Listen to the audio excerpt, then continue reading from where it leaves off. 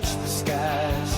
Cheltenham town and Forest Green, Gloucester City stands so keen. Talk of the county, loud and clear. Good morning and welcome to another episode of Talk of the County Podcast, brought to you by Traffic Safety Management, experts in traffic management, local depot in Gloucester, but support projects all around the UK. TSM keeps the road moving safely day and night, offering local operatives a great career prospect and a socially driven company that generally looks after its people and the communities they serve. To find out more, visit www.tsmltd.co.uk. I'm your host, Daniel Hopkins. We've got the usual crew today. We've got Cheltenham Town panellist Chris Howes. Good morning, Chris. Morning. We've got Gloucester City's Dave /Jones/Angel/ whatever. Morning, Dave. Good morning. And we've got Sean, I've never seen him smile for 2 weeks in a row for a long time. So good morning, Sean.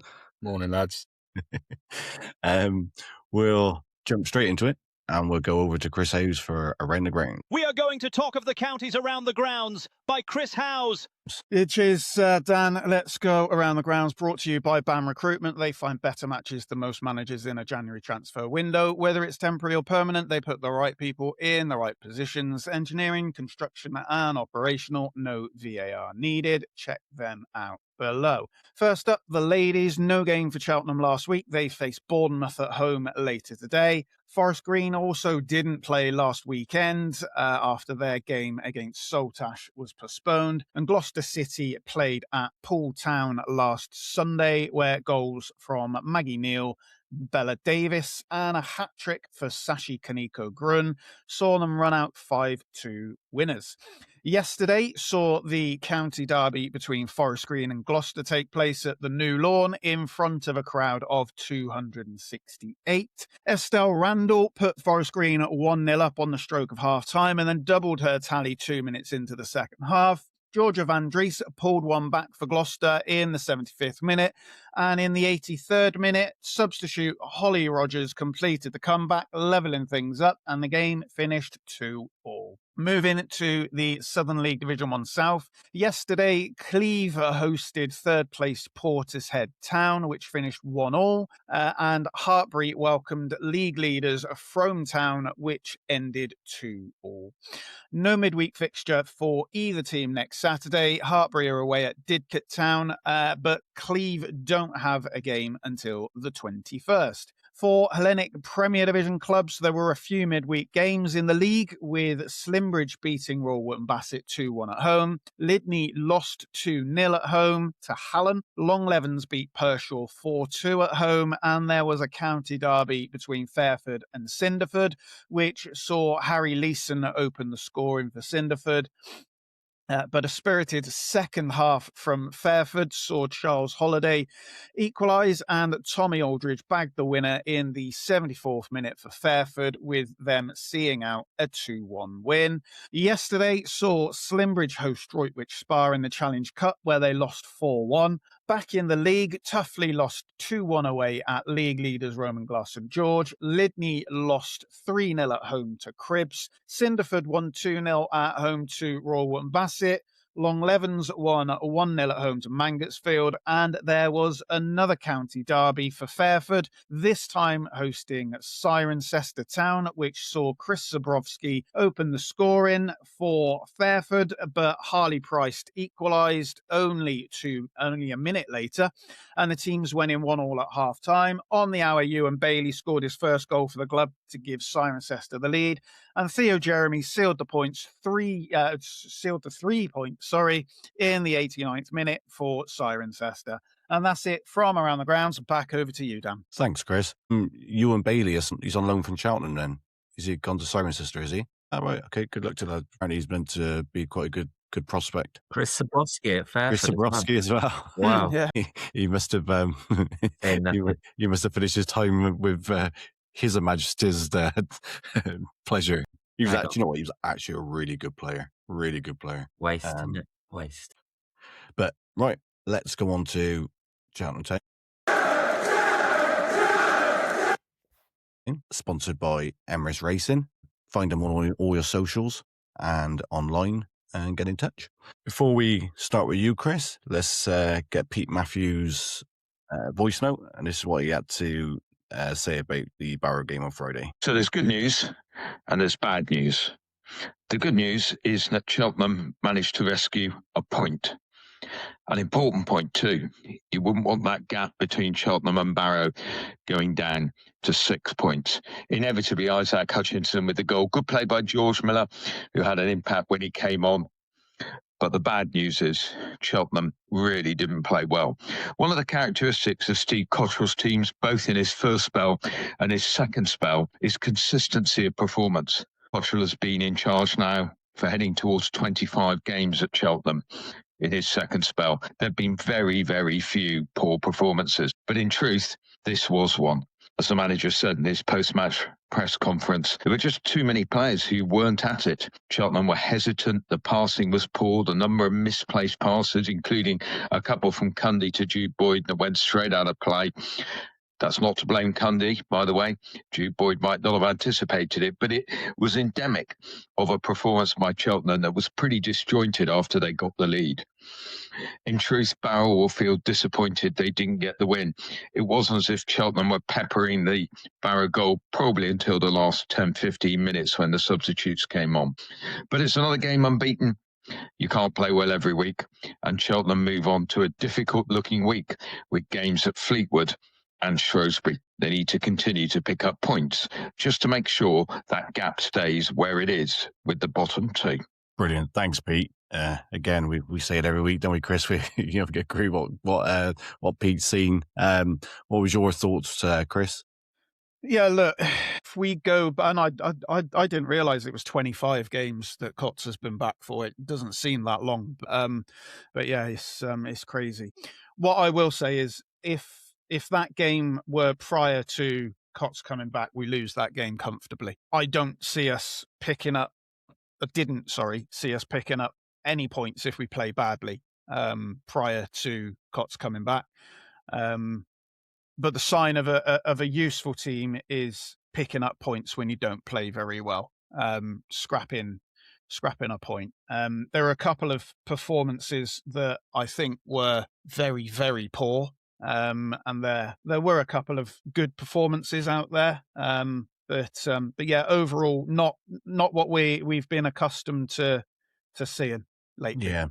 Would you say it's fair that it was a missed opportunity for Cheltenham to put some proper breathing space? And we keep saying we've got 1 foot in the summer, but we've still got that 1 foot being dragged, haven't we? Like saying you're not clear yet.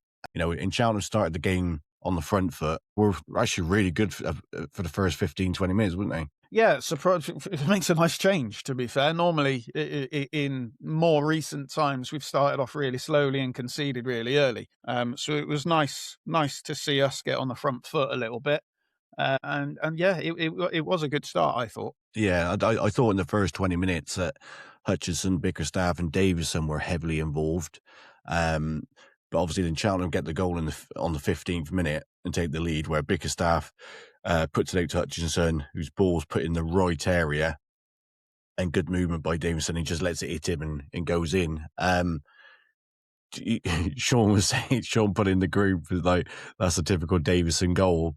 But we've said Bromley with Sam Sharon. We said the game before that where Miller, Harrogate, Miller we didn't know how we did not score.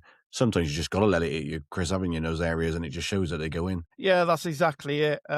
It was a typical Davison goal. Aside from, he normally scores headers, I've got to be honest, but yeah, typical Davison goal. Let him hit him.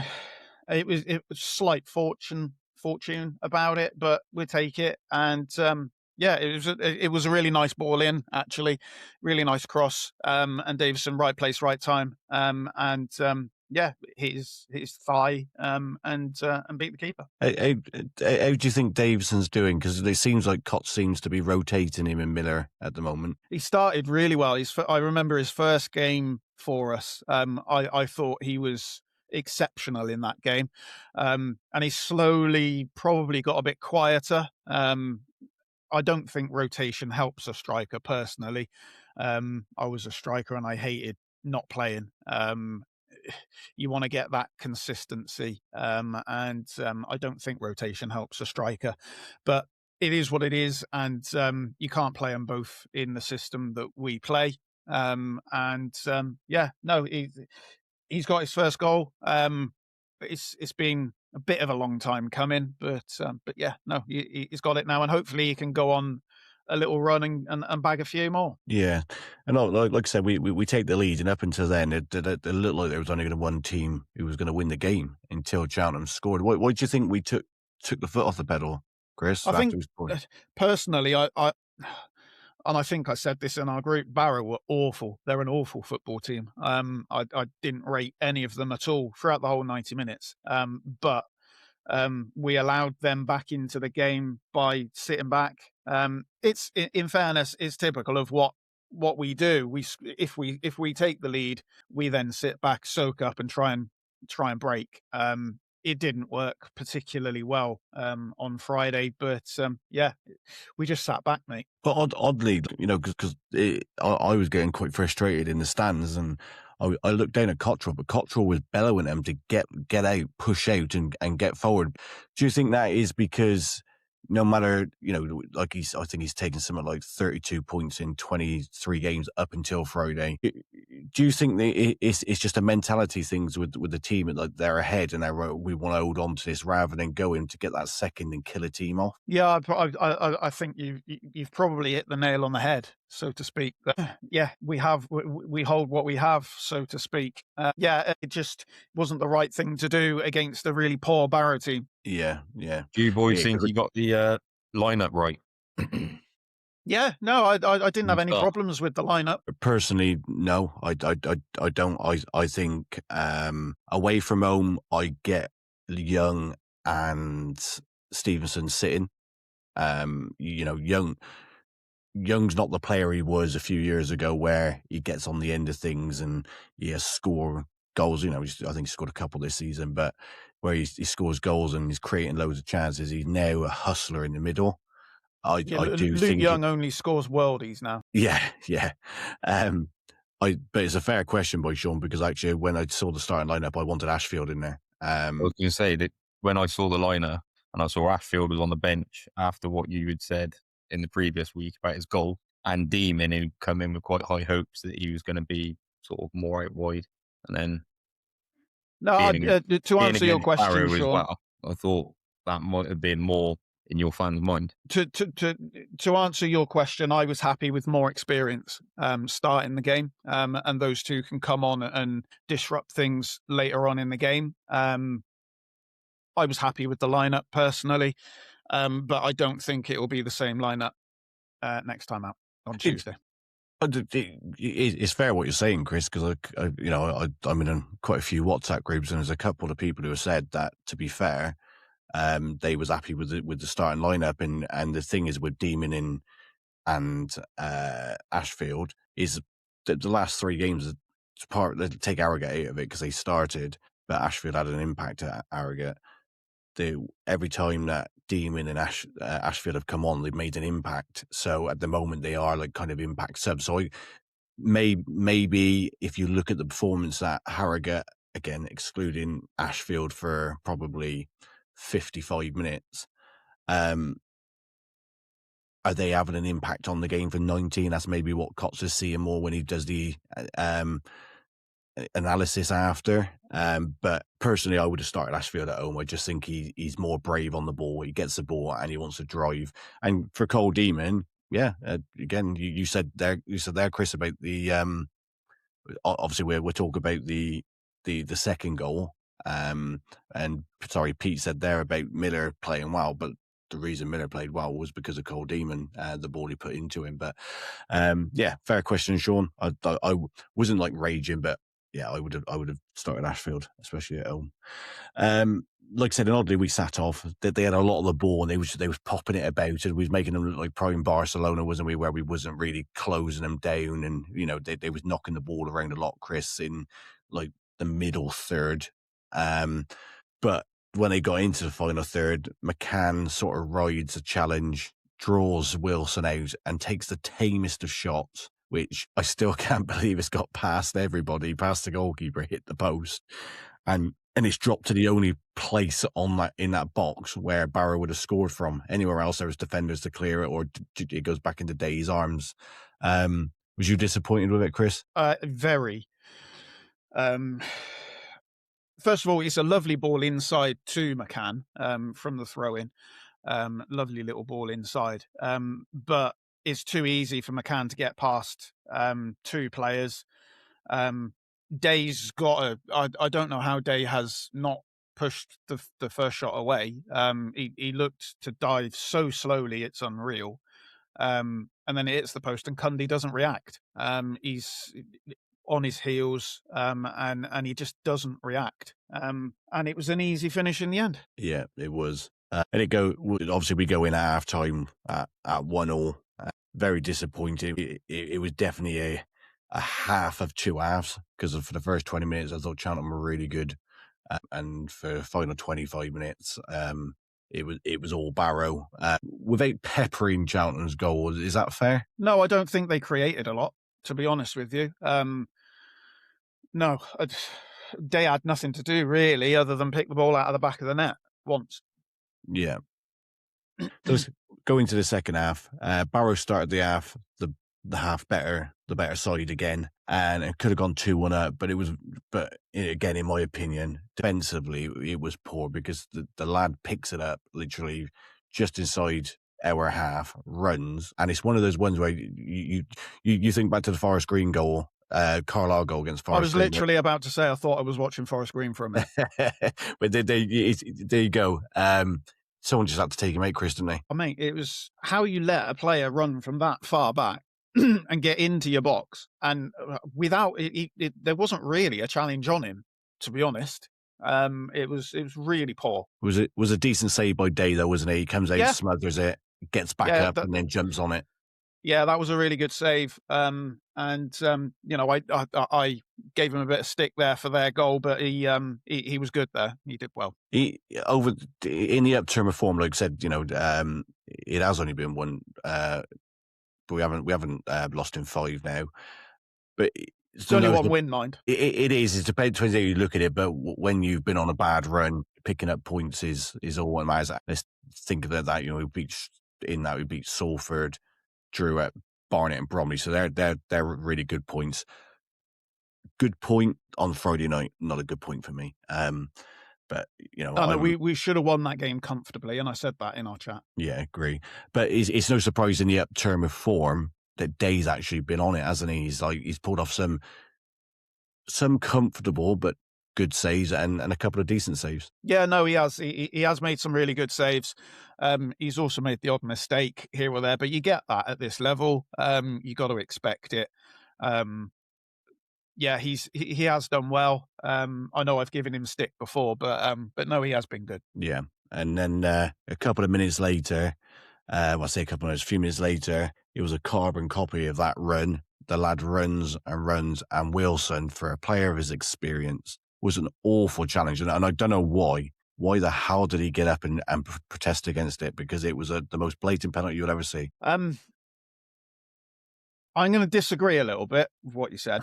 It was definitely a penalty. I'm not saying it wasn't a penalty, but I don't actually think he touched him. Don't think he actually touched him. It's still a penalty, but I don't think he touched him. It was a weird and that's one. That's what he was protesting about. I don't think he actually touched him. It was a weird one, because like I said, I still stick by. I think it was the most certain opportunity that it went penalty. No. Don't get me confused. It was definitely a penalty, stonewall penalty. But Wilson was protesting because I don't think he touched him. So is that not a dive? It's a penalty though. It's definitely a penalty. I'm not for 1 second going to say it wasn't a penalty. He didn't touch him. I'm saying that Wilson was saying he didn't touch him. And that's why he was protesting. Agree with him. You don't think I'm saying there was contact, but it was very minimal. So he did touch him. Yeah. Right. But it was. That's what I'm saying. It was a penalty. That's why I'm saying it's definitely a penalty. But Wilson was saying he didn't. I was a bit confused that it was definitely a penalty, but he didn't touch him. But now he did. No, sorry. I probably explained that badly. That sounds just like me, to be fair. There's only one place for bad English on you, Chris. So get back in your box. Fair play, mate. But yeah, no, it's when I looked at him, it was really funny because we always talk about players' reactions, don't we, when they go down and stuff like that. But like, he gets up, goes to moan at the referee, and puts his head in his hands to go, "What have I done?" Then he goes to have a moan again, and then puts his head in. But you look at all the Cheltenham Town players around him; they literally just they know it was a penalty. No, it was a definite penalty. Who gave it away? James Wilson. Our most experienced player. It was just the way he jumps in. He had to get the ball, didn't he? And it was. He had to try. He had to. I think he has to make the challenge. He has to, but he has to get the ball. But if he misses the ball, I think that pretty much summed up Cheltenham because they just kept giving the ball away. Yeah, they did. They was poor. They couldn't make a pass, and then they was poor. He skips past two players. And then obviously gets knocked down. Well, the thing is, when he enters the box, we talk about the first one when Day had to save. He was more towards the edge of the 6-yard box when he enters the box. This one, he was a bit more right. I'm just kind of looking at Wilson. I'm thinking, just run with him. If he gets a shot away, Day should not be being beat from that angle. But he just dives in and. Yeah, like sometimes as we're all fickle football fans, I did not protest against that one. I was like, cert penalty all day long.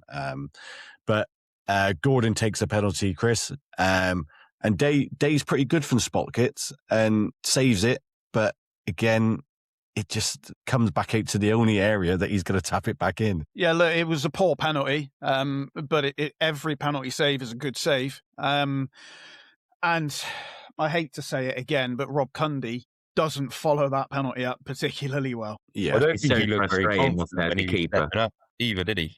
No, I thought it was being saved. The camera, from the second I saw it. The camera kept zooming in on him, and he just didn't look confident at all. Yeah, and the weird thing is, well, if you look at Dave, the way Dave saves it, Dave takes that step to that left before he even strikes the ball. So, like I said, a confident penalty taker will always watch the goalkeeper's feet and put it in the opposite corner. But yeah, it was a pretty poor penalty, mate. It wasn't in the corner. It was kind of halfway. It was a poor penalty. Could Day have done better with pushing it away rather than back that way? With a penalty, I'm really reticent to have a go. No, again, save, and then it's up to the defenders to get there first, isn't it? Exactly. It's so frustrating as a keeper to actually do your job and then still concede the goal because the defenders are on their heels. But exactly that, Dave. Steve said that. Steve said, because we've spoken about a previous penalty. He said about players not being on their heels when the penalty is taken. And if you look, Cundy goes to run, stops, obviously anticipating it to hit the net, and then obviously Gordon, if he had to run into the box, he probably gets there before Gordon gets to the rebound. But that makes it 2-1. It's fair to say, Chris, the atmosphere was really flat as well, wasn't it? Yeah, I don't think it was helped by the fact that the drum got broken. Yeah, but it's been a relief. Yeah, no, it was pretty flat and pretty quiet, which is unusual for lately. I mean, and there were every now and then little murmurings about passing it backwards and passing it sideways and the misplaced passes. Well, I wouldn't actually. That's unfair because they weren't misplaced. Jude Boyd was just awful. Yeah, he didn't have his best game. Let's talk about Jude Boyd. I personally, I like him. But I personally think that his best position is as a wing back because he can concentrate more on getting forward. Because defensively, he's not saying he's not good, but it's not his strongest point, is it, Chris? I said this in our chat. He's an awful defender. He's an awful defender. He's good going forward. Don't get me wrong, but he's not very good as a defender. You are right. His best position is wing back because he's then got more cover on his side rather than in a 4 where there's one less body there to help him cover. I like him, but he's just not consistent. he'll have one game and he'll look like he belongs in the Championship, and then he'll have 4 or 5 weeks where it looks like he should be, and no offence to Dave, but he should be playing for Gloucester. Yeah, no, I think that's one, because he started his career off at QPR, didn't he? Yeah. And I think it's the And went to reason. Torquay. Yeah. Torquay, that's it. Yeah, I do like him. He's a top guy as well. Oh yeah, he's a really nice lad. It's just consistency. He needs to work on consistency. Yeah, I think so. And we just spoke about Steve starting Ashfield and Demon on the bench. He did bring them on. Sean's always said that when obviously at Forest Green, and I didn't witness this the first time around at Cheltenham, so it must be something, it's happened more through his career. But he started Demon and Ashfield on the bench and brings them on with 10 minutes to go. That should have happened 10 minutes before that, shouldn't it? Yeah, probably. Probably.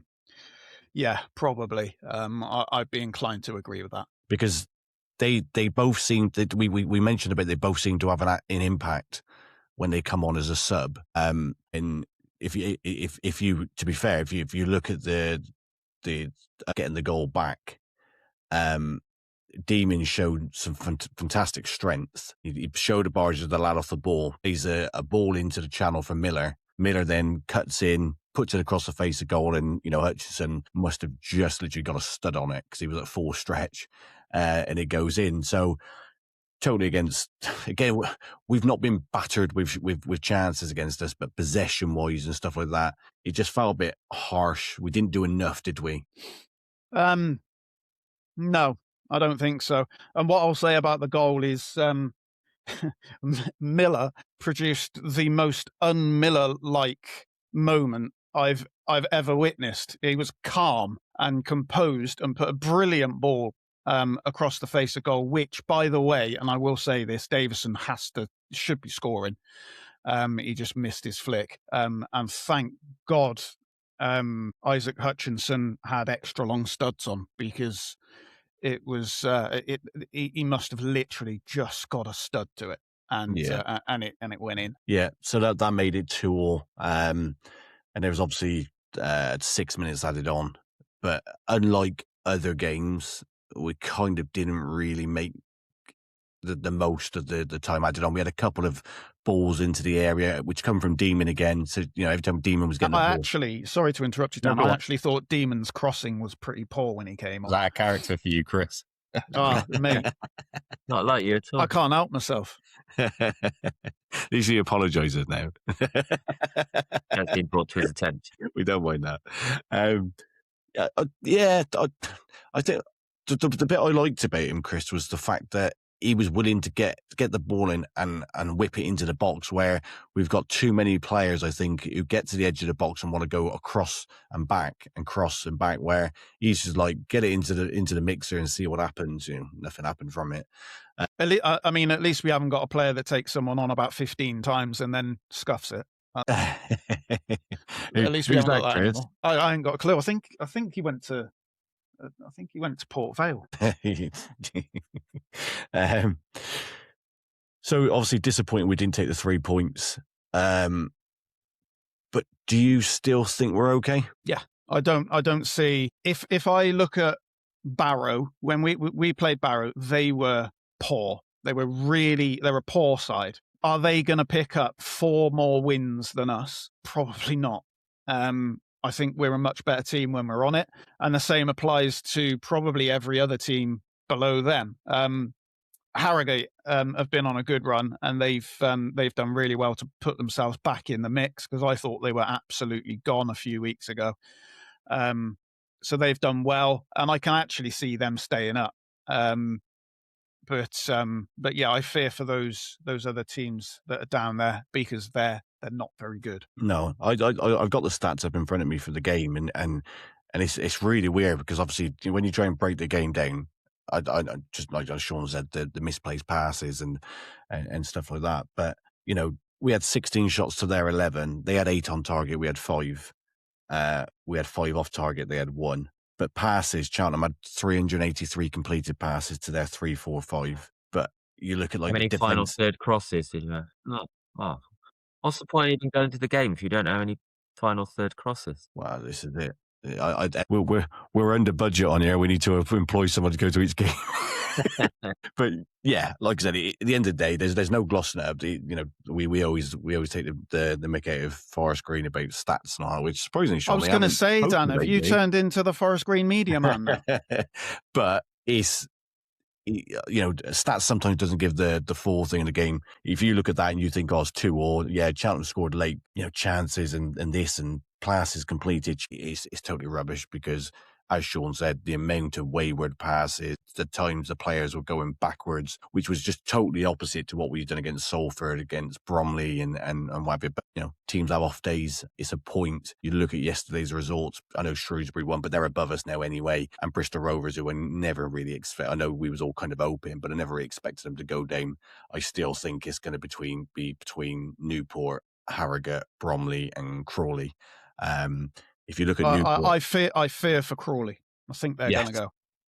If you look at Newport's remaining fixtures, I think the next 3 is quite tough. But after that, they play pretty much everybody from around about Shrewsbury down. So kind of in their own hands, the chance for them to pick up points. Wouldn't surprise me to see Crawley and Barrow drop in.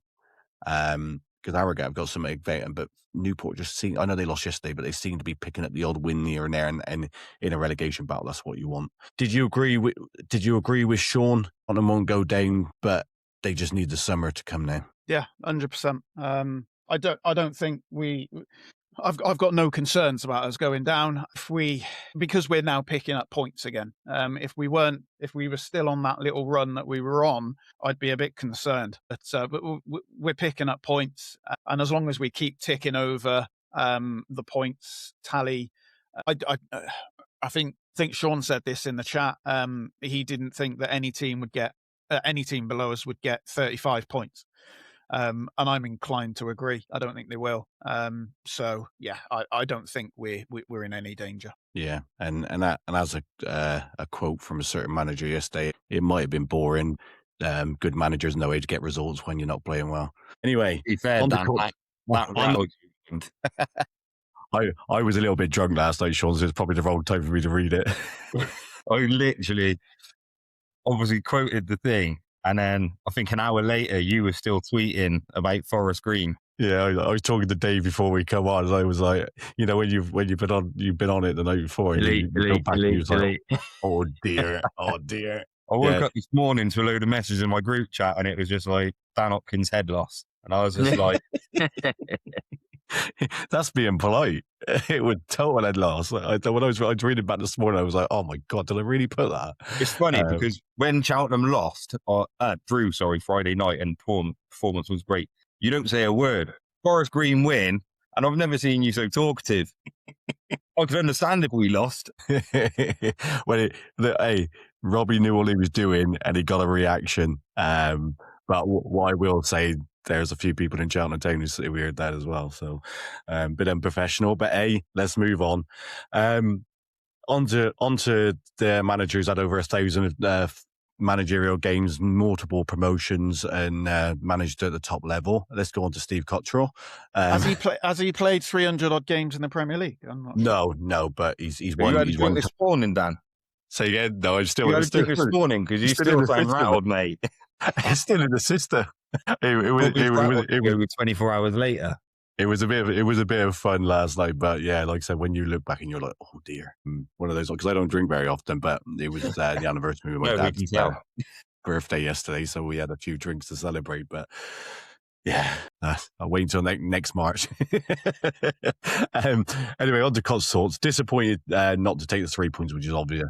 He said the one thing what pleased him, Chris, he said it was the players were disappointed, and he said because when he first come in, he said the players would have just taken that, but they know now that they can be better. Yeah, 100%. And I'd be disappointed if the players weren't disappointed to not beat what is a pretty poor Barrow team. Yeah, and he says as well about obviously it's announced earlier in the week that Matt handed in his notice, the groundsman, and in his notice, and it seems like it's not the end there. I think there's something that's gone on behind the scenes, which I actually know what, and I'm not going to say it on the pod, but Cots did turn around and say, well, we've had a chat with him. We're going to kind of give him the tools he needs. So I would say that him having to manage the training ground and the pitch at Wadden Road, which, don't get me wrong, it's got a few patches, coming in the corners, Chris, which is, but if you look at some of the League Two and League One, great, and the Championship, to be fair, you look on telly, he does an absolutely fantastic job with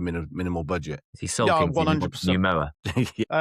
Absolutely spot on, Danny. He does a great job. And I mean, thankfully, gone are the days where we've got a little minnow team down the road using our pitch and completely ruining it.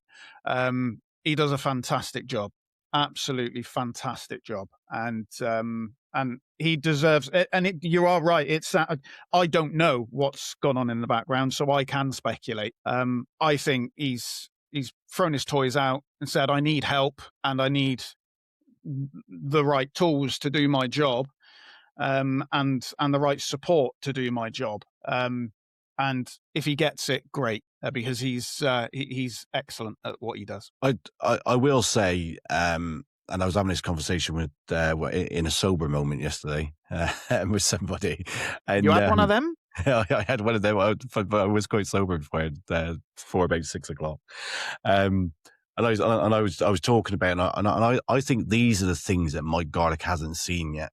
And I'm not going to berate people on the board, but I think that there's too much of, no, we can't do that. No, we can't do that. And I don't think Mike Garlick has seen some of these things. And so I wonder if he's handed his notice and it's got to Mike Garlick and he's going, "Oh, why do you want to leave?" Because of this. And then, as like Steve Cottrell said, we've had a chat with him now, and hopefully we're going to persuade him and give him the tools he needs. So maybe, when it's like sometimes you're in your own job and something's not going right, but then one of the top managers come down and they go, and you have a little chat with them and they're going, "Well, I'll get that sorted for you." And you're like, "I've been moaning about this for 12 months. Yeah. So maybe it does sound exactly like that. Yeah. And hopefully he stays, because, like I said, he's done a magnificent job. Yeah, he does. The pitch, unbelievable. He's won multiple awards at Cheltenham for his pitch as well. And he finished off by saying, about the players, he hasn't come out and thrown them under the bus or anything like that. He's just come out and said, quoted, "I like my player. No, in fact, I love him." Is he getting a bit soft in his old age, Chris? I think it's just a little bit of a arm around the shoulder moment from Cots. He's an excellent man manager. That's well known. And I think that's exactly what he's doing there. Yeah, no, agree. Right, brilliant.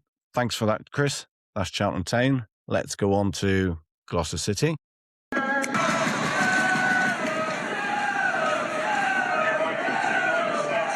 Chris turns his camera off. Have a vape. Gotta have a vape.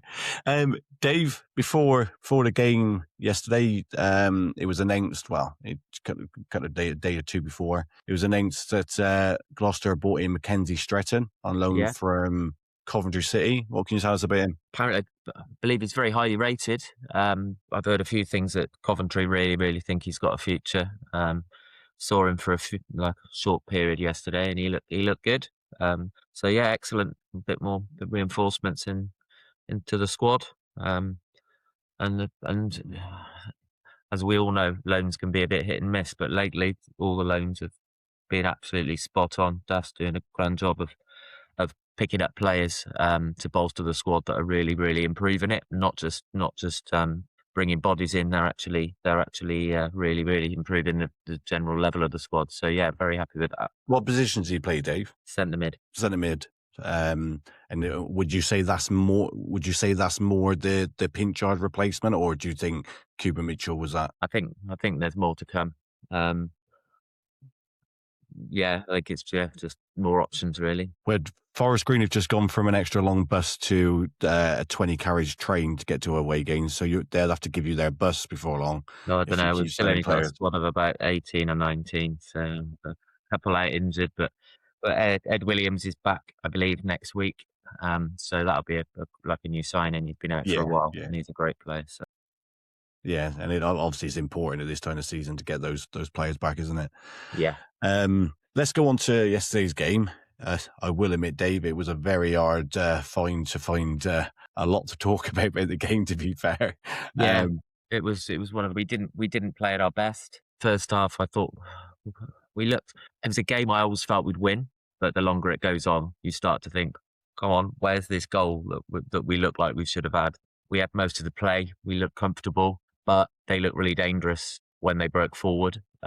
2, 3, 4 times they got a shot in, and every time their striker just dragged it across the face of the goal. And when you watch it from the other end, you can't quite see until it goes past the post, and you're like, is it going to go inside the far post? But it just kept not doing. We could have conceded a goal on a couple of occasions, but we had most of the ball, passed it around nicely. Aaron Wildig yesterday at the first game, where I looked at him and thought, yeah, he does look like he's playing a level below he's capable of, or he controlled the game yesterday from the middle. I don't know whether he's slightly different position, but he played really, really well yesterday. He looked excellent, pulled all the strings, everything went through him, and we created a good few chances, but they just weren't going in early on. And going at half time 0-0, and it's I still felt confident we were gonna come away with all 3 points, but what did you? Sorry, there. what did you expect from Bracknell? They were like bottom. They were dreadful. They had that manager who said that the players were unfit and weren't allowed to have a drink afterwards, and he was a bit of a laughing stock, and they bombed him out. And got rid of a few players, brought a few players back that the previous manager had fired out, who were sort of long-standing, experienced players. A couple came back in after the manager was dispensed with, and they brought in Mazzoni, a proven goal scorer at our level. Although he started on the bench yesterday, I don't know whether he wasn't fit. Yeah, they were bottom, and they were. I'm not sure where they were at the start of play yesterday, but they're comfortably upper mid-table, and they've really turned the corner, and it was always going to be a difficult game. Yeah, it was, as you said, they've gone on a hell of a run, because they was when we spoke about after the game you played down there, it was kind of like more certain that they was going to go down, because they didn't seem very good down at Bracknell. No, they were very poor, but they turned it around. It proved yesterday that they was a tough, especially in that first half, they was a tough cookie to crack. Yeah, they played some nice football, and as I say, created some chances, but luckily they didn't take any of them. Yeah. What I did notice, especially in that first half, Siddle seemed to be involved in quite a lot. Riley Siddle's a really, really good player. Wide on the left, he just always seems to be in the right place at the right time. He very, very rarely loses the ball, and his final product is excellent. He always seems to put the ball in the right areas. He's been a real gem for us, and I think he'll play a big part in the running. Yeah, and sometimes you see players who are coming from championship academies, and we've mentioned a lot on here about Harrison Sona, about that ability with the ball, the movement off the ball is evident. You've seen that with him. You've seen that he's he's an intelligent player. He's got a bit of pace, got a good left foot, and he always seems to choose the right final ball, whether it's a pullback or a ball into the 6-yard area. He never seems to, like, so many wingers you see that, they beat the man and in a great position and then overhit it and it goes out for a throw in the far side. You just very rarely see that with him. He always seems to keep the ball and find a City player. Yeah. We go into the second half. Again, early stages, Siddle was involved again, but on the 65th minute, City get a corner, and your captain, who you've missed all season, which is going to, like we said, is going to be like a new signing, gets on the end of it, and City go 1-0 up. Yeah, crept in at the back post, and one of those where he got his head on it, and it hit the underside of the bar. And with the layout of Meadow Park as it is, when you're on the T end, you can't really see the goal line. So there was that moment. You only really know you scored when you see the people at the very front go up and celebrate. So, but yeah, it's not a goal you'd really expect from Kieran.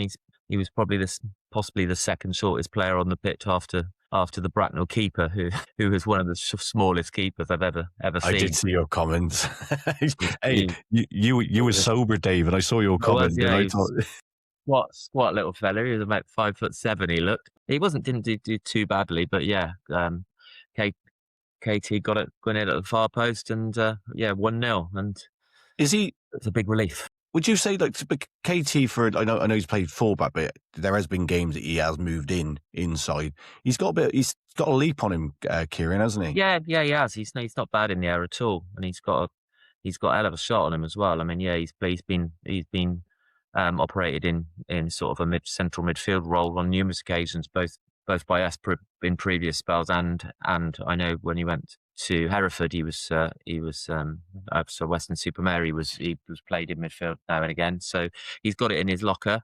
But I think he's at his best and as a sort of like rampaging right wing back, really. But yeah, he came in at the far post and got his head on it and got the all important goal. Now he's back fit, Dave. How important do you think, we talked about players being important, how important do you think he'd be in the running? Huge. He's just a real leader, and you need those on the pitch when the going gets tough in games that you've got to grind out a win.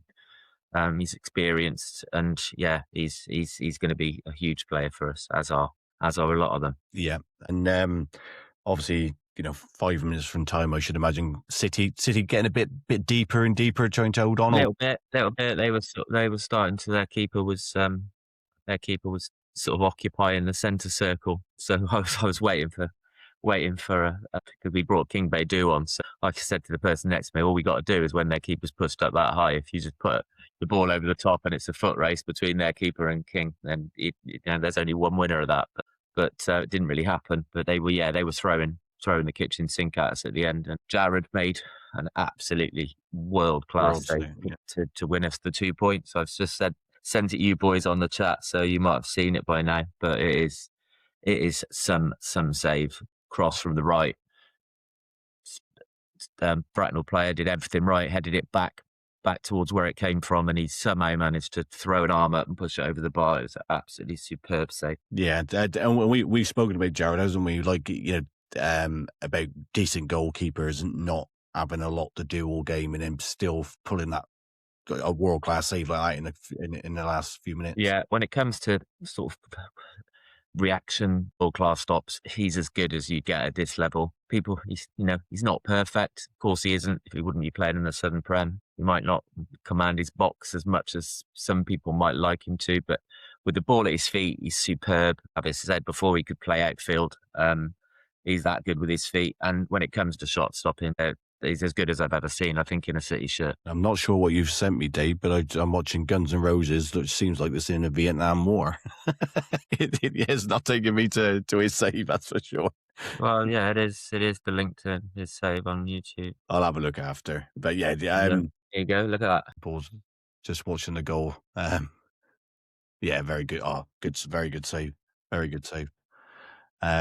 And again, it's important because if you look at the, obviously disappointing for you, Farnham win, but they're in unbelievable form. Farnham and Walton were both losing 1-0 at half time, came back to win 3-1. Poole dropped more points, they drew. So Poole have dropped points last week when we beat them, and again this week. Next Saturday, Walton are playing Farnham. So one of them or both of them are dropping points next week. It's very much what Dav says. I understand why he says it, but I can't help watching the other results. But we can't affect those. We just got to carry on winning. If we keep winning other teams, we just need 1 or 2 or 3 of them to drop points each week for us to improve our position. But most importantly, we've just got to win ourselves. Yeah, the game, you got to be looking at the Farnham versus Havant and Waterlooville game on Tuesday. Oh, I'll be listening. I'll be watching that. And they screen their games on YouTube. Okay. And they don't say they're going to, but just at kickoff, they put a live link. Obviously, presumably not to affect the attendance. So people must learn they're going to do it. Yeah, you just go to their X account 2-5 minutes before kickoff and just click on it, and you can watch their games. Yeah, I'll be glued to that as I was their game against Yate this midweek when they went 1-0 down and then come back and won 3-1. So yeah, hopefully it'd be nice to see them drop points in the week against Havant. Because there's four games in hand with 6 points behind you now, aren't they? Yeah. If they slipped up midweek, then it's got to be a chance they're gonna lose points next Saturday against Walton. So who knows? I think I'd. Yeah, but there you go. Like in a way, it's gonna, like you said, they got Walton next Saturday. It's going to be a really hard one because you're thinking, well, if they lose, we cement second. But if they can beat Walton, then we can and we win and go to 6 points behind them. What would you want on that one, Dave? A draw? I'd be happy with a draw, to be honest. I'd quite like being greedy. I'd like to see them both drop 2 points. Yeah. And like you said, Paul dropped points, so that's 5 points clear then. Now, you finished third last season, didn't you? We did, yes. Yes. We finished. So obviously you'll have No, we didn't. We finished fourth because we played Walton Hersham in the semi, yeah. So even if you get third, you'll have a home semi-final. And then realistically we'd play second, the winner of second versus fifth, which is likely to be, I think, Farnham versus Sholing. So yeah, and if Sholing won that, we'd be at home in the final. But chances are we'd be away to Farnham. And I've brought a little bit of banter back and forth with Harry Hugo, the Farnborough manager, and I've already said to him that I predict that we'll be seeing him again and paying a visit later in the season. Yeah, and like you said, then it's just you can't win the league, finish second, and you take all that scenario out, and you have both games at home. If you get that's really the target for me. Yeah. On to Dassort, he said it's a good win, and he was actually full of praise for Bracknell. He said exactly what you said, Dave, where they've come from. They made ourselves hard to beat, and they're picking results up on the way. Thomas Goal, he said he's delighted for him. And he said before the game they presented him with 100 appearances for his 100 appearances. Yeah, I didn't see that. I was still finishing up selling programs, but he was presented with presumably a shirt on the pitch. I think I saw the picture. I think it was a shirt with 100 on it. Fair play to him. Lots of moments, but obviously he talks about Jared's outstanding save. Like I said, he really praised the save. Really, really praised the save. Sometimes when a manager just go, but he it was nice. He took a bit of time to acknowledge it. Not just doing his job. Yeah, which a lot of managers do say. Said after having the Havant game, things had to change. What did he mean by that, Dave? He was very unhappy, wasn't he? I mean, we got done 3-0 away down there, and we were very poor. And I think he just realised that we needed some reinforcements. We needed more strength in depth. We were in a position where pretty much everybody's position was guaranteed. There wasn't really anybody threatening and pushing to get the people who were starting out the side and replace them. And he's certainly done that with the people he's brought in. So yeah, mission accomplished, really. Yeah. And then obviously unbeaten in February, Dave. Looking only at the next game, you won't get him out of that bracket of going, we're going to look ahead. It's definitely the next game. Also, Berkhamsted away, the mighty Berkhamsted. Yeah. Whereabout is that? I've got absolutely no idea. It's I think it's like Slough and turn right type thing. I think is it and that way. I've heard of Berkhamsted, which is obviously Tranmere, but not Berkhamsted, which is. Yeah, don't imagine it's there. I hope not, because I booked the coach to go east. If you turn up outside, it's near Hemel Hempstead, Dan. Is that where it's near? Is it? Cheers. It's just before Hemel Hempstead. Couple of hours. We're leaving at 11:30. So have a few drinks down there, but don't get on X after. No. And just before we go, Dave, obviously we had Daff on last week, which was really good. I've had some really good positive messages, and people, actually Cheltenham fans, talking to me on Friday night was saying they mostly enjoyed listening to it.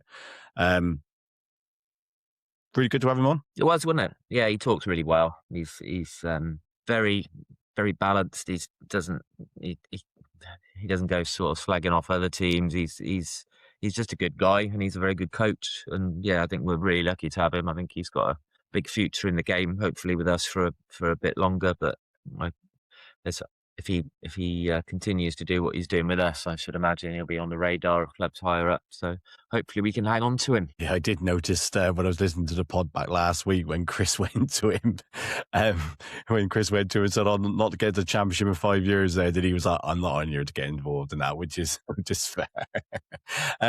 But a bit of an ego boost for him is we've had our highest ever listeners last week. I suspect. I mean, it's no way of telling this is the case. It might be totally wrong, but I always envisage with Cheltenham and Forest Green being in higher divisions, if not getting much bigger attendances with some of those, that they bring most of the listeners, but I'm sure a lot of Gloucester City fans who haven't previously listened maybe tuned in to hear Daff, and hopefully they like what they heard and they'll come back. So hopefully it'll be benefit.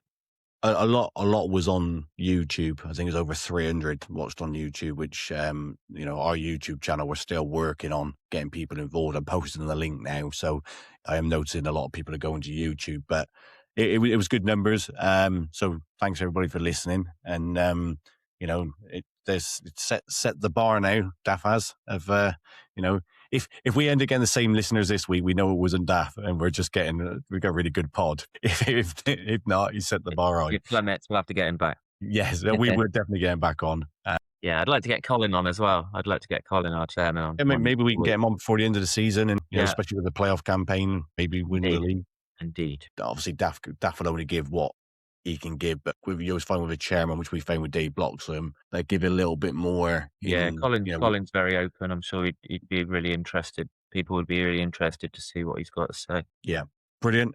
Thanks, Dave. That's Gloucester City. Pleasure. Let's go on to Forest Green.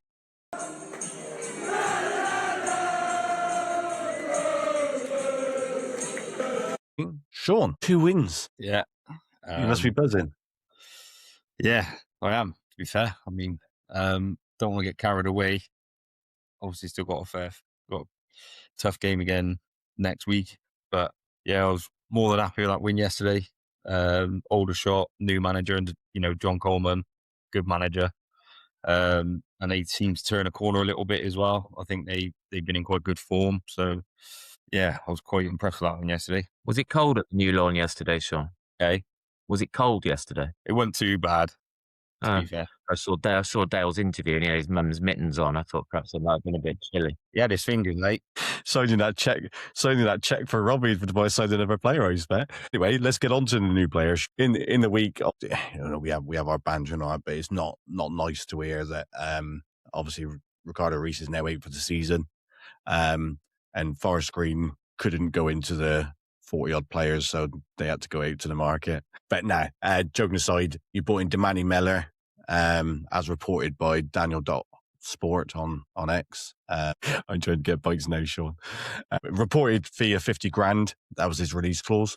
Happy with it? Yeah, especially on yesterday's showing. Obviously, I've said previously on a pod that, I didn't want any more sort of signings myself.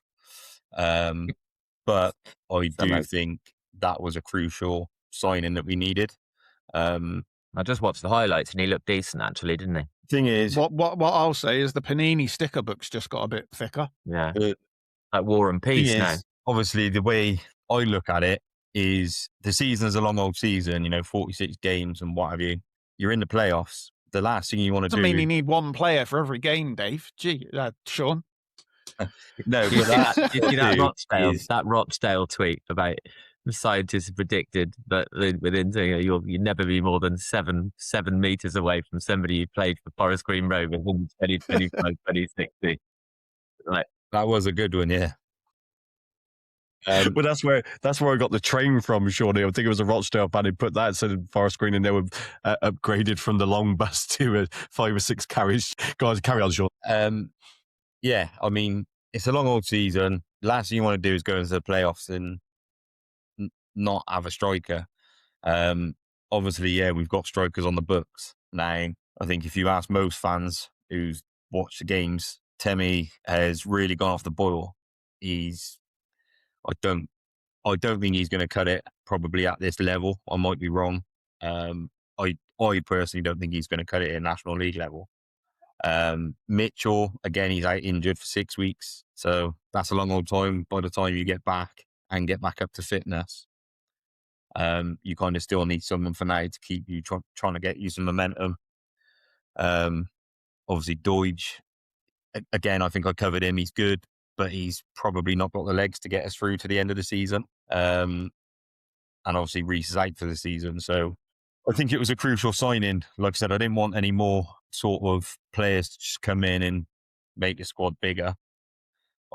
We needed someone to come in and improve the starting 11, which I think he's done. Just a quick one on what Robbie said yesterday, which actually surprised me, because obviously I know we take the mick of signings Forest Green and made, but obviously we get some of them. But Asude, that's how you're saying it, Asude. Yeah. It was when he went, we've got Temi, we've got Doige, we've got obviously Mitchell's injured, but he goes on to say about Sude, he goes, but he's more just an impact player. But if you're paying a fee for somebody, you don't pay a fee for an impact player, do you? You pay a fee for someone to come into your starting lineup, surely. The thing is, I think from the moment we were interested in him, that was always the wording that he used. I've said it to a few people when people were talking about it. Is when we signed him, all he ever got spoke about was he's got the most goal involvements from the bench. He's obviously, I think he's 26.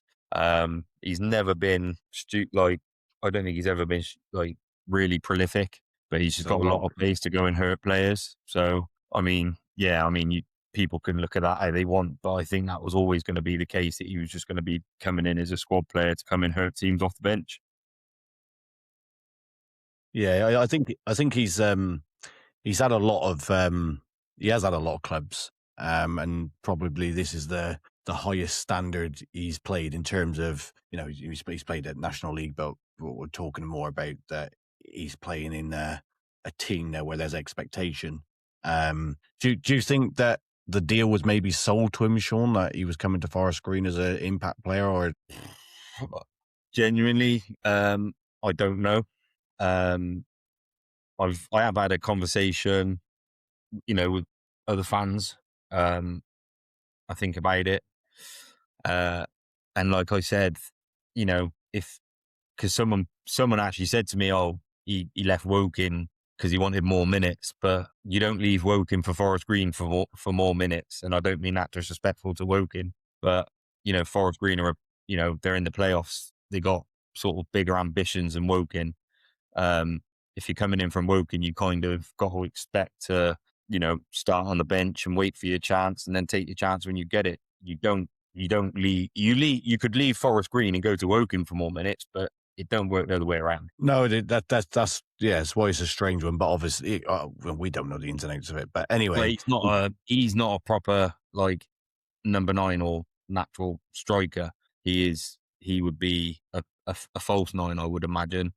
But again, is he good enough to lead the line? I'm not too sure. Certainly not big enough. Right. Anyway, we was talking about Manny Mellor. I'll admit, I was impressed with him first half. Not so much what he was doing on the ball. Not saying he was bad on the ball, but what I was really impressed with was his movement. And we always talking about Ashfield last week and players like that. When you look at certain things and you think that movement's above this level. There was a few times when Noel's got the ball and he was looking up, and you could just see Mellor. He was arching his run, running the channels, and it wasn't running into blind alleys either, Sean, I didn't think. No, I thought, to be fair, I mean, even second half, I didn't think he'd done that bad. He seemed to win a lot of headers as well. Like you said, his movement was quite good. He really did impress me yesterday. He's going to be a handful for defenders. Yeah. Look, let's get on to the game then. So all the shots, I think it's fair to say, all the shots started okay. First 10 minutes probably were on the front foot without really threatening Forest Green, which would say that's fair. Yeah, probably. And but I would say after the first 10 minutes, it was all Forest Green. I think once Forest Green got a grip of the game, I think Robbie said he thought it was one of the best performances in the first half. Obviously, I only watch games midweek, so I can't comment, but I did think he was pretty good, Sean, first half. Yeah, I think I said it was one of the best performances I've seen from Forest Green for a while. A few other fans, I think, said something similar to what obviously Robert's just said there. They said it's probably one of the best halves they've seen this season. It seemed to be almost back to the Forest Green sort of from the start of the season. We just looked really good going forward. Movement was there. I would say, it's a good thing to say, but I would say the only negative at half time would have been that we hadn't scored more goals. But, we were 2-0 up. So you're more than you'll happily take that. You say that though, and before we get onto the goals, because obviously I thought you was really good with the ball. You was really good on the press. But would you say that Forest Green created loads of chances? Their keeper wasn't making loads of saves, was they? So just explain why you thought you were disappointed that you didn't score more goals. I wouldn't say he made a load of saves or anything like that. But when you're that good and sort of that in control, and like I said, it's a good negative. It's not on trying to be negative. I'm just saying that was one of the best hours of football we played. Had we gone in 3 or 4-0 up, you'd have been like, yeah, you'd probably deserve that. It was very similar to like, I would probably say like the Barrow or the Carlisle performance when they come to us and played against us. They went in 3-0 up. That's what I mean by that. I don't actually mean, we were pummeling their goal. I just think on that level of performance, and I'm not trying to be bad, I'm just saying it's a good negative. I'm just saying that would be the only negative to have. And if that's your only negative, then you've got to be more than happy with it. Yeah, like you're spot on. To be fair, like you had a lot of final third entries, I would say.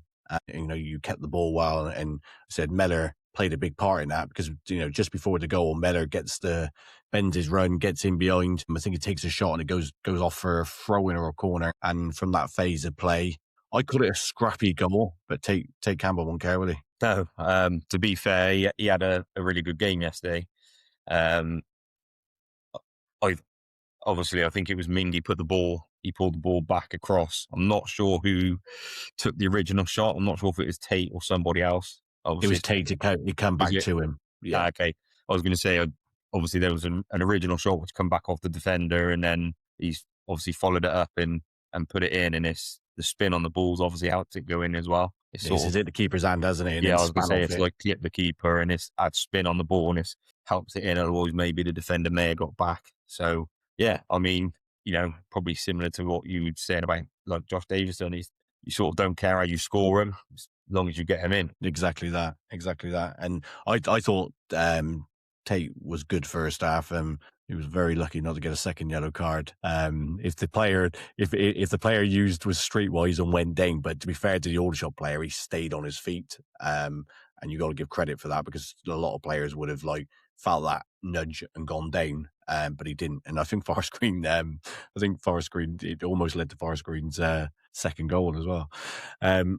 Anyway, 28th minute, Tom Knowles. We seem to be talking about him, and like I said, we do send our condolences out to him for last week. I don't know whether we mentioned it in last week's pod.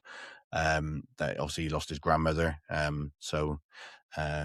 I know a lot of people who are close to their grandparents. I was one of them. So yeah, the condolences go to him and his family. But he scores 3 and 3, Sean. 10 for the season. And for a player who's played a lot, kind of like wing back, right back, if you like, that's good numbers. Yeah, no. I think we touched on it like sort of earlier on on one of the earlier pods that he sort of looked like a different player this season. He was, he started off all right, then he's had a bit of a quiet patch. But yeah, he's predominantly been, but the last couple of games he's played further forward. Obviously Minga's been in centre back. And then who played right back yesterday? Was it you not there, Sean? Yeah, I can. My mind's gone blank. Hang on, I'll let you know now, Sean. Ahmed, yeah. I forgot about Ahmed. We should be able to knew that, really. From Reading. Yeah. Which I thought he had a better game yesterday as well, to be fair. No, I did. I actually said that. I thought that was probably his best game in a Forest Green shirt. He looked pretty relentless going forward. I think it was originally his cross, or pull back, whatever you want to call it, for the first goal. I think he's pulled it back to Tate, and then, like you said, Tate's obviously bundled it in. But yeah, I thought yesterday, Ahmed had a really good game at right back. Knowles is obviously, played further forward and it's paid off. He got another goal yesterday, which I think in a way was a little bit similar to Tate's. It was another sort of cross or pullback. Yeah, it was. I'd give Tom Knowles for the finish absolutely full credit because it was a great finish and, went into the top corner. And it was one of those ones he just swung his foot at it. Would you say, though, if you was John Coleman, you'd be bitterly disappointed with the defending? On the first phase of it, when he breaks into the box, Knowles has just stood there and all their defenders go to the 6-yard box. And then the ball gets put in, it just comes out to him. But the finish, Sean, was brilliant, wasn't it? Yeah, well, it was. I think, that's a confident Tom Knowles finish as well. I don't need to be John Coleman, I don't think, to be disappointed in goals. We've conceded a few goals like that ourselves. And we have been sort of disappointed. But I think really, like, when you look at how good we were, that was probably part of the reason why Aldershot were like they were. I think it was more to do with us than them. And then, I think the second half did change. I think they were more in the game. We still had chances to score more. And I think we did score again, which I don't think should have been ruled out, looking at it again. Yeah, let's go on to the second half. See, Aldershot had a glorious chance, literally within the first minute of the second half. He takes it around Harry Oisted. Kind of like, to be fair, I give more credit to Harry Oisted, to be fair. Goalkeepers don't get enough credit for it. But he came out and he got his angles bang on, and it forces the lad to go around him, and then he's sort of off balance and he puts it back across and hits the outside of the post and comes back at him. But, a lot of people say, well, Oisted didn't do nothing. But believe me, if the goalkeeper gets his angles right, that's what the striker has to do. He has to try and go around him. And I thought he'd done it really well. So credit to Harry. And then just talking about Harry Oisted, he had to make some fairly routine saves. But again, I've watched a lot of National League football, and I've seen a lot of goalkeepers spill what was going at him yesterday. Because, you say there's routine for a good goalkeeper. He was holding on to him, wasn't he? Nothing was coming back out. I was going to say, I think quite a few of the shots, they were catching them quite clean, weren't they? They weren't scuffing them and they were just bobbling into him. They were getting fired into him. I mean, he was keeping hold of them, which, that takes a lot of pressure off your defenders and team. That can sometimes be the cause of a lot of goals if they're spilling them. Yeah. Harvey Bunker came on, and we've spoken about him a bit, Sean, and I will say, obviously, because you speak about him a lot, I just started to watch him a bit more closer yesterday. And I think you're right. He adds that presence. I know you said you would play him in midfield, but I thought he was quite, for the ball that Aldershot were pumping into the box, and he was assured, and he was big, and what you want to see from your defender, he was quite commanding, wasn't he? Yeah, I mean, I've said it quite a few times. I like Bunker. He puts a lot of effort in. He doesn't stop running. He's a proper professional as well.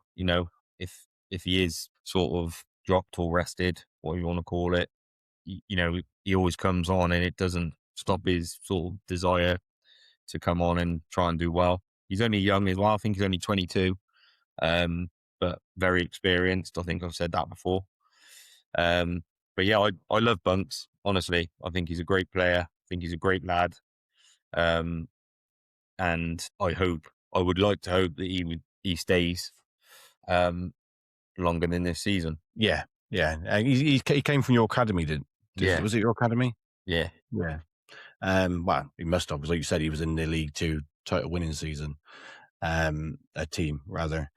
Harry Oisted had to make another save, and it's probably one of the most unorthodox saves you'll see all season. The lad shoots, and he sort of chests it away, but I think it came in that quick, Sean, didn't it? I think that's the only thing he could do. Yeah, no, I think, I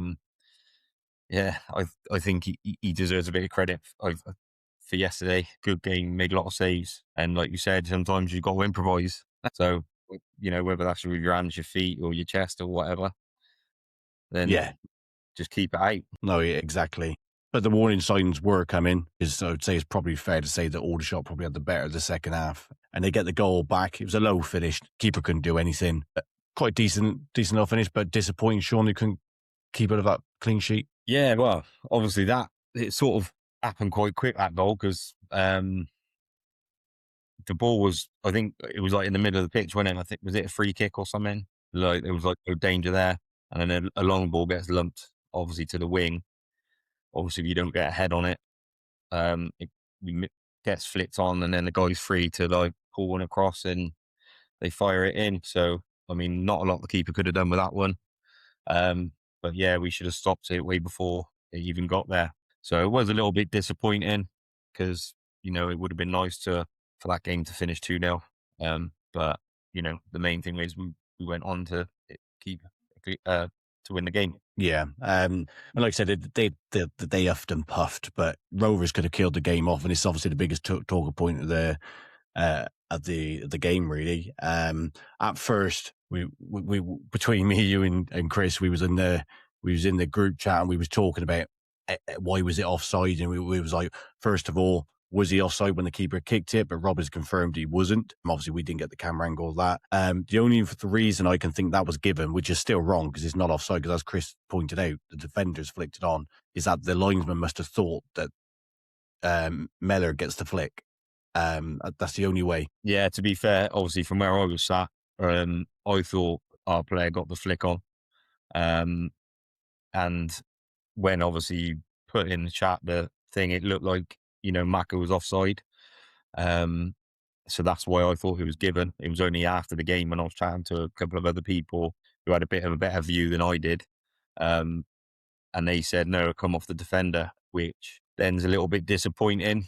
But, obviously the linesman's obviously thought the same as me. The difference is he's probably got a better view than I have as well, or he should have a better view than I have, because I think he was a bit further up the field. So yeah, I mean, but he should be on the last man, and that would have been Maka. Hey, he should be on the last defender. The last defender. Yeah. And he was the one. He should have had a better view. Really, bit disappointing. It's good, it was good for Maka as well. Good, the way he ran into the keeper and finished it. Bit of a shame because we all know that, that takes a lot of pressure off when you got a 2-goal cushion sort of that late in the game. It sort of then makes the ending of that game a little bit nervy, or more nervy than it should. So, and I mean, for players as well, I mean, it's probably,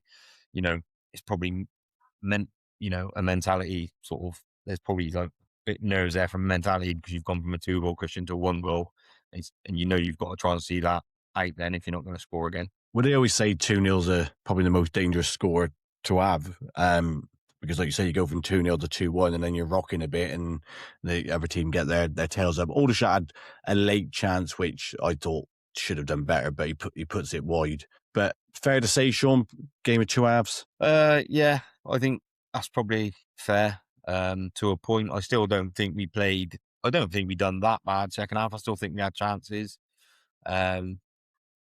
But yeah, take the win and we move on. Well, that's it. If you go back a few weeks ago when obviously Rovers were in a period of bad form, it's probably a game that you do succumb to the pressure and they probably get a draw or snatch it at 3-2. So, the pleasing thing for you guys was that, again, you've shown a different way to dig in deep and get the 3 points. And I think Robbie alludes to that as well. Yeah.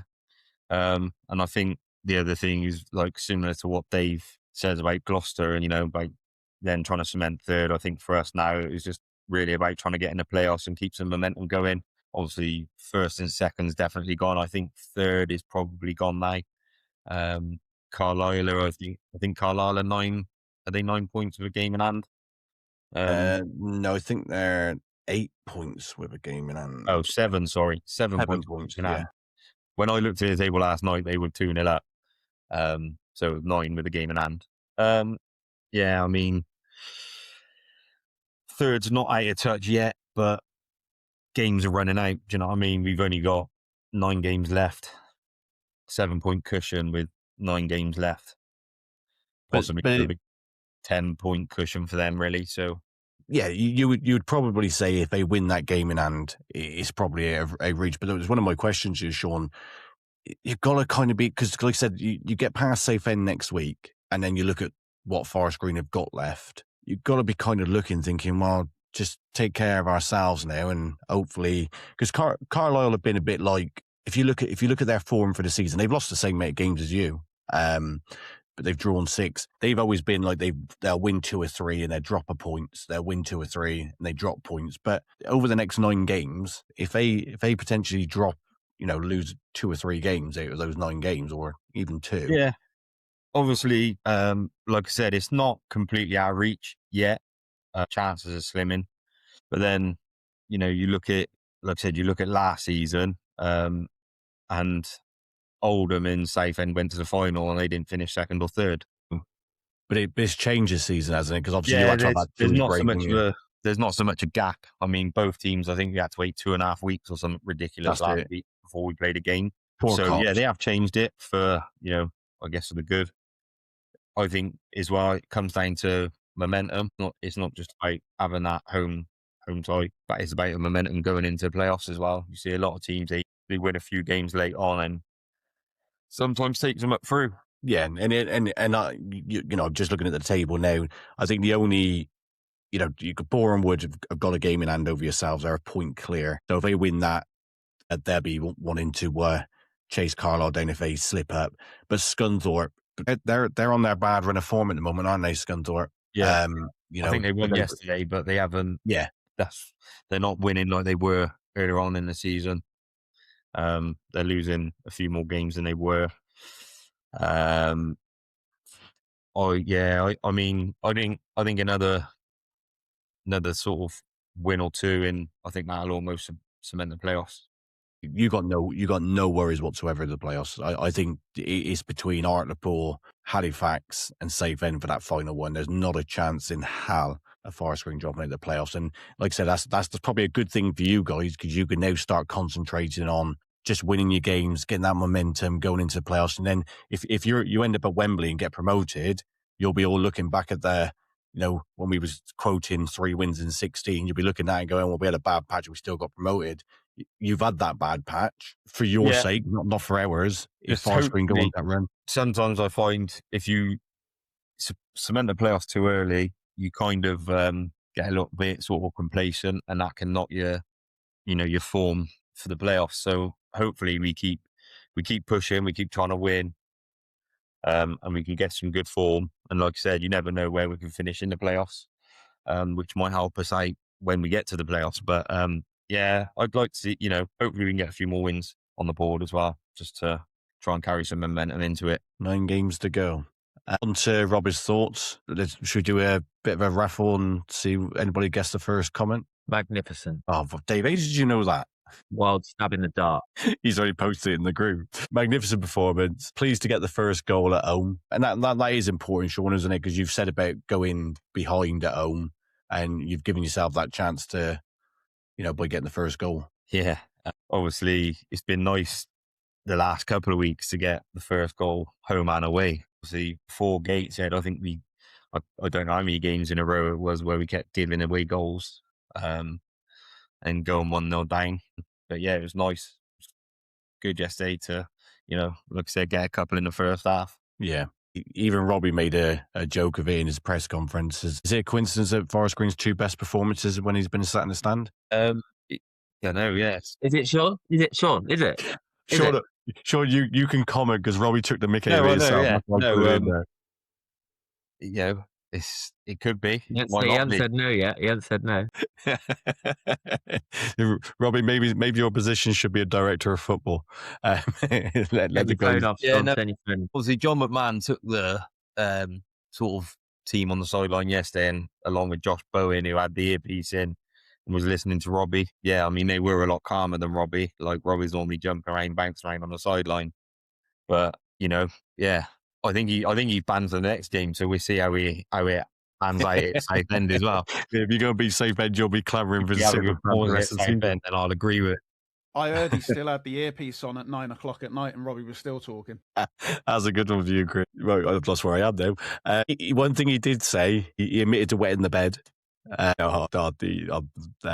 What he actually did say was he's had sleepless nights.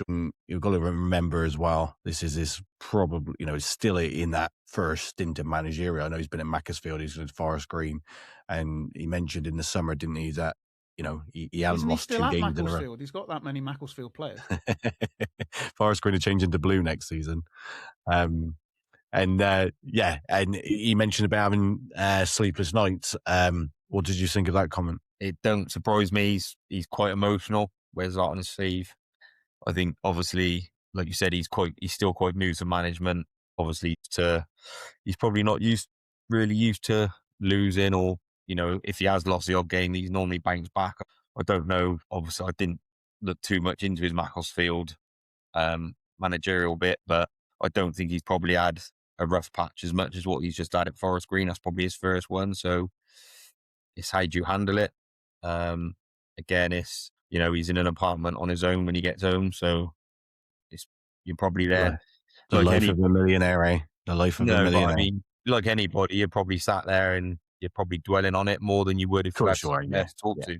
So yeah, I mean, I think you learn. I think you only learn from making mistakes or from rough patches like that. So I think it'll only do him the world of good going forward. Yeah, when he said he goes, I wake up with wet sheets. I think he realised that sounded, and even like I think even Bob Hunt was like, yeah, I had a bit of a laugh about it afterwards, but yeah. He says 16 or 17 of those players will be here next season. So he said he did the noise outside with the bit of signings and all that. But do you believe that? Because the reason I'm asking you this question is that I don't know if anybody's out there has watched Robbie's documentary at Macclesfield, which is really good, by the way, and it gives you an insight of some of the abuse he gets, which is unfair. His best mate, obviously, who owns Macclesfield, has turned around and said, me and Robbie have had many a falling out because he keeps coming in and asking for new players, and I've had to tell him no.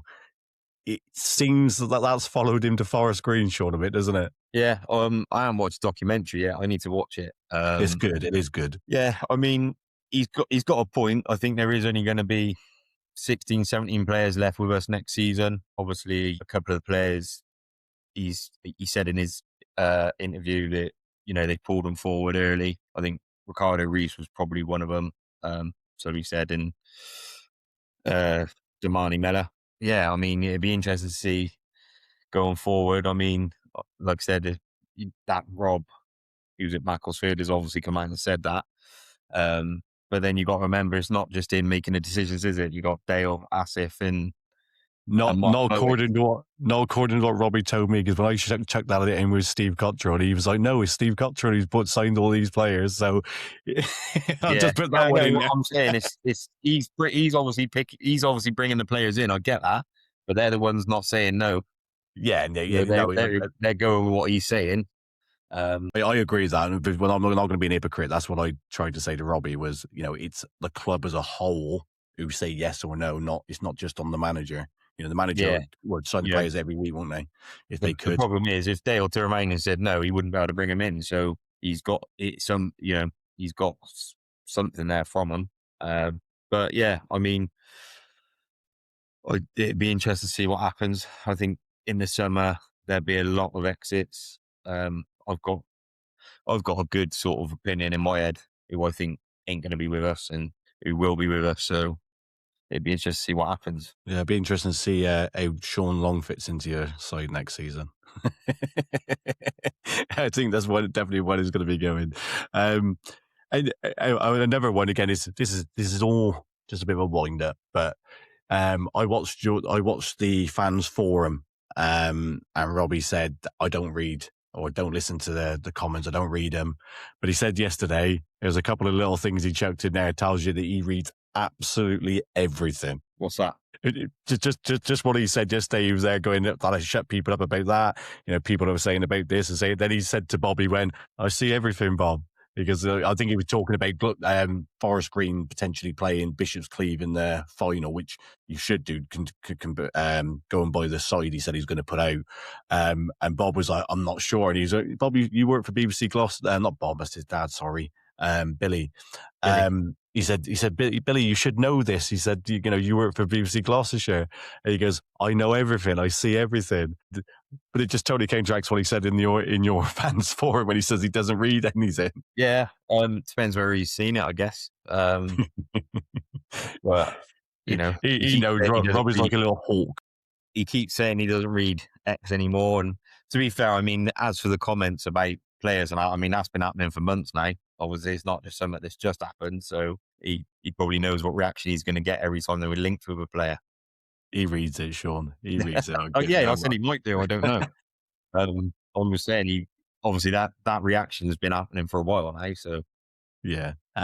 Anyway, all in all, joking aside, back-to-back wins, it's all that matters for Forest Green, isn't it? yeah, back-to-back wins, looking good again. Seems to be sort of a good sort of balance in the team again as well, with Tate and Mendy in the middle. Mingy's been doing quite well at centre back. I think we got Big Roy and Jordan Moore Taylor back soon as well. So that'll only help us going into the playoffs and in the playoffs, hopefully. So yeah. And one more question, Sean. Obviously, we talk about it all the time. I seen the attendance yesterday, and there was obviously just over 1,800 Forest Green fans. This is more of a question for Dale, which obviously I know we're probably never going to get him on because of I know the thoughts. But what can he do more? You're a playoff pushing side. What can he do more to get because you was averaging? It's the attendance for them, isn't it? It's up on the Tuesday night, but it's a genuine question. What can he do more to get you back up to around that 2,500 home fans? Because he does a lot, doesn't he? Yeah, no. Thing is with Dale is he's a Marmite character. There's a hell of a lot of people that don't like him, especially locally. No, especially locally, there's a lot of people that don't like him, and they just physically won't go up there. They don't like the Free Palestine stuff. I think that's a very touchy subject, and I think he makes a big mistake. I think that's where he makes a big mistake, putting that all around flag up. He's obviously got his opinions. I think that's fine. Have your opinions, but just keep it away from the football. But I think, to be honest, it's probably too late now. I think even if he took it away from the football, I still think there's a lot of people that they know him too well. So I don't think he's ever going to get that attendance up. And, obviously if you get promoted to League Two and you got bigger teams coming down, you might get a few more back. But I think he really needs to stop the political Palestine stuff around the ground. I think he needs to stop it on his building in Stroud as well. I've said that a million times. I think he needs like a Forest Green advertisement up there more than anything. Just going into the centre of Stroud, but too many people know him. Yeah, no, it's a fair comment. And I saw a tweet from an Aldershot fan who took a picture of the audience, and he turned around and said, "Why the hell am I seeing this? I just want to come and watch football. I don't want to see this rubbish." And you're right, Sean, isn't it? Everybody's entitled to their opinion. Forest Green fans, they'll all tell you the same thing. I see comments from local people on Facebook, just basically slating him and, saying about the club as well. I speak to a lot of people, and I've always, about it, and they've always said I wouldn't go up there. I won't give him any of my money. I think he is the one that stops the attendance. Do you think with Dale, do you think that if Forest Green had somebody else, let's say Mike Garlick went into Forest Green and pumped in the money that Dale has, do you think Forest Green would get as much hate? No, I don't. So it's fair to say that, like you pretty just said, that's what Dale's bringing. He's put his money where his mouth is. You cannot hammer him for that. He's supported every manager he has. He's pumped money in for years. He's not walked away like we've all said he would yet. But it is that other side of him, what he brings. It just you probably get more hatred than what you probably deserve. I think that's something I've sort of made clear before. He's obviously very opinionated. I think Robbie's touched on that as well. People, they want to come and beat Forest Green more than ever because they don't like Dale, and Rob is a controversial character to a lot of teams. But I think Dale's is I don't think anyone personally hates Robbie Savage. No, I don't. I think people personally hate Dale. Yeah, I said that to Robbie when he laughed at me when I said I don't think people hate you as much as you think. That I think because he's always been seen as that pantomime villain, as Chris alluded to in a comment, that people like to wind him up, and because Rob is that sort of character, he reacts not in a horrible way, but he gives it back, doesn't he? I think he gives a bit, and he takes a bit back. I think when it crosses the line is where it's not right. Some of the things he's told me. The thing with Dale is people don't like him. It is as simple as that. And with Dale, it's more personal. I think you touched on it there. If we had another owner like who was, as rich, let's say, as Dale and was pumping the money in, I think the attendances would be bigger. Would they be loads bigger? I'm not too sure. I mean, looking like Salford, they've had like the class of 92 with them. fair And comment. I know they got big clubs around them, but you can't tell me that there's still not enough sort of local people that wouldn't want to jump on that, especially with all the Man United Glazers out and things like that. You would have still expected them to probably have had a few more. But Salford is a city as well. Let's not forget that. Yeah, but I mean, you look at their doorstep and it's like Man United and Man City and, even like Stockport and Oldham. Rochdale, Bolton. They've got predominantly a lot of big clubs very close to them, aren't they? So it is hard for them, I guess. But I still, I would still say that would probably be somewhere close to. And to be fair, you have got Cheltenham and we're absolutely massive. I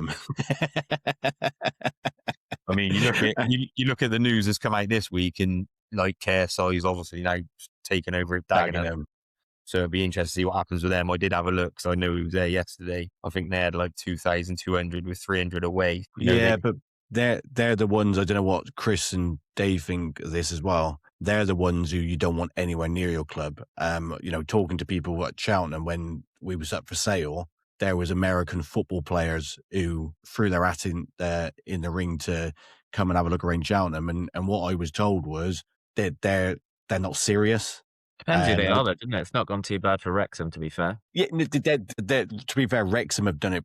They've gone in, they've done it properly. But it is about having serious people invest in your club. And is KSI going to be there when Dagenham are getting spanked 3-0 and going, "Oh, I'm going to spend another £1 million"? Snoop Dogg at Swansea. He's only, obviously, he's not the sole owner of it, is he? He's a minority, isn't he? He's only got Qataris in 20%, I think. Is that what it is it? Yeah, I think he's got Qataris in. But for me, I think what he'd do, he's got like 8.2 million followers on like X. I think he'd bring in a lot of probably revenue and publicity. That's fair.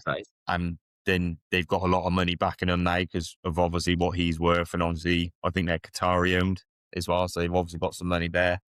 So it will be interesting to see what they do. I'm never interested on the access point. I'm always interested on the egress. But I mean, from our point of view, and I mean, there's like, you look at this podcast, it's me, you, Chris, and Dave. We're all dinosaurs, really, aren't we? In that respect. I think with KSI, he's more of a younger generation kind of thing. Like we're like, most people's probably, who the hell's KSI and what does he do? But when you look at the younger generation, he's someone that might appeal to them and get fans in as well of the younger lot. Oh, agree. That's good conversation. I like having these off the cuff conversations about things like this. But thanks for your honesty for once, Sean. It's really good. I like that. Yeah. I try and be as honest as I can. May's good listening. Maybe our ratings might be up this week. Anyway, thanks for that, Sean. That's Forest Green. And let's go on to scores on the doors, which is not another happy reading for me this week. Next up is Talk of the County's Prediction League and Scores on the Doors by Sean Baker. A good week for me either. To be fair, that result yesterday helped me out. So yeah, Cheltenham v Barrow. None of us got anything. Dave called 2-1, so he was to Cheltenham. So he was one of the closest, but none of us got anything out of that. Forest Green v Aldershot. Chris went for a 3-3, and you boys both went for a 2-1 Aldershot win. I went for a 2-1 Forest Green win, so I got 3 points. Do we not get a point for getting the correct score, but the wrong way round? No, because you went 2-1 Aldershot. Yeah. Sorry, I'm with you. And then, Gloucester, we all went for a Gloucester win, but none of us went for a 1-0. I went 2-0, so I'm a little bit gutted they didn't score again. But so who's got what points this week? And you all got a point. So I'm still bottom of the league, I suppose. Yeah. So Sean's crept a couple of points closer to me, and it's all the same, I think. Now on 62. I'm on 57. Chris is on 56. And Dan, you're on 50. Got to do it because it didn't work last week. So got to add it in this week. But yeah, I've probably fell off. I was top of the league, flying. Now I can't buy a point. Let's go on to the games. So next week we got Tuesday night Fleetwood against Cheltenham. Head-to-head, there's been 13. Cheltenham have won 5. Fleetwood have won 5. And there's been 3 draws. Last time out was a 2-0 win in October when I was on my stag do, and it was a return of the king. Chris, your thoughts and predictions? It's a tough game. Fleetwood are in pretty decent form. So I've gone for a 2-0 defeat. Okay. Dave? I go 2-1 Fleetwood. Okay. As Sean's writing them down, I'm going to go next. I'm going 1-1. I'm going to go for a 1-1 draw. I might go 2-1 as well. What, Fleetwood? Fleetwood, yeah. Yep. No, it's copying me. Can't catch me if you copy me, mate. No. Well, I had it in my head, then you said it, and I didn't really want to change it because if I do, you pull away. That's been half my problems. There's been some scores over the last few weeks, like Chris have had, and you've had, and Dave's had, and I've changed my mind because I was thinking, well, I need to gain points, so I'm going to try and go something else, and then they bloody ended up coming in. And then on to Saturday, Tottenham travelled to Shropshire to play Shrewsbury, who are banging form, by the way. Head-to-head, there's been 22. Tottenham have won 7. Shrewsbury have won 10. And there's been 5 draws. It's probably up there with one of the worst feelings I've had in football, because I remember when Cheltenham got relegated to the Football League, Shrewsbury got promoted that day, so we was all crying and they was on the pitch celebrating going up. So I've never forgot that. Chris, your thoughts and predictions? I think we're going to win 2-1. Wow, okay. Dave? 2-1 Shrewsbury. I'm going to go with a 2-1 Shrewsbury. I think that's just banging form. So I'm hoping we get some at Fleetwood. Sean? 1 Shrewsbury, so it's still 5-point gap. I'll go 1-0 Shrewsbury. 1-0 Shrewsbury. On to Forest Green. They travel to Southend. Head-to-head, there's been 6. Southend have won 1. Forest Green have won 2. And there's been 3 draws. Last time out was a 2-1 win for Rovers in November. Sean, scores and predictions? It's going to be obviously a tough game. With Southend, we've hit a little, we've had a couple of good wins. Southend have got a lot of games in hand, which I think might take its toll. I might go 2-1 FGR. I think that's more hope than anything. I think we get a draw, but the whole point of this is meant to be going with your head and not your heart. No, I know. Chris? This is either going to be a really good week for me or a really bad week for me. I've gone for a 2-0 Southend win. Okay. Dave? 2-1 Southend. I'm going to go 1-1. Let's go on to Gloucester's game. They have Berkhamsted head-to-head. It's been a massive amount of games between these two. And that was a draw, and that was a 3-3 last time out.